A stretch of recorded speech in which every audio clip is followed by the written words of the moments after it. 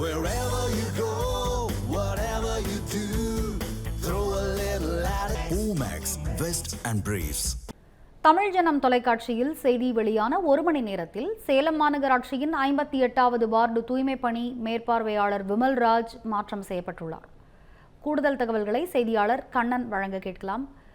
கண்ணன், வணக்கம். சொல்லுங்க. தமிழ் ஜனம் செய்தி எதிரொலியாக்க சேலம் மாநகராட்சியின் 58வது வார்டு தூய்மை பணி மேற்பார்வையாளர் தற்பொழுது மாற்றம் செய்யப்பட்டிருக்கிறார். நடந்தது என்ன? விவரங்களை நீங்க விரிவா வழங்கலாம். வணக்கம் ரம்யா. சேலம் மாநகராட்சியின் 58வது வார்டில் 20க்கும் மேற்பட்ட துப்புரவு பணியாளர்கள் துப்புரவு பணியில் ஈடுபட்டு வருகின்றனர்.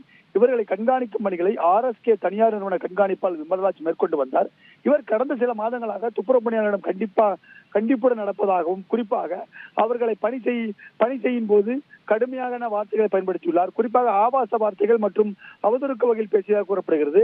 அதாவது அவரை விட வயது மூத்தவர்கள் இருந்த போதிலும் வயதுக்கு கூட மரியாதை கொடுக்காமல் அவர்களை பேசியுள்ளார். அது மட்டுமின்றி துப்புரவு பணியாளர்கள் தினந்தோறும் தனக்கு 40 ரூபாய் தர வேண்டும், வீடுகளில் சேகரிக்கப்படும் பிளாஸ்டிக் மற்றும் இரும்பு பொருட்களை எடை போட்டு அதற்கான பணத்தை தனக்கு தர வேண்டும் என நிர்பந்தித்ததாக கூறப்படுகிறது.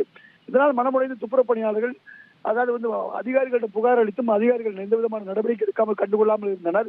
இதனால் நேற்று அவர்கள் தங்களின் மனக்குமர்களை வீடியோவாக சமூக வலைதளங்களில் வெளியிட்டனர். தொடர்ந்து போராட்டத்தில் ஈடுபட போவதாகவும் எச்சரித்தனர்.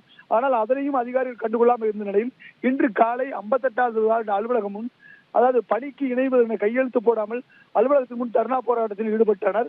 இதனால் மாநகராட்சியின் குப்பை சேகரிக்கும் பணிகள் பாதிக்கப்பட்டது. குப்பை வண்டிகள் ஆங்காங்கே நிறுத்தப்பட்டிருந்தன. இது குறித்து நம்ம தமிழ் ஜனம் தொலைக்காட்சியில் அதிகாலையில் செய்தி வெளியானது.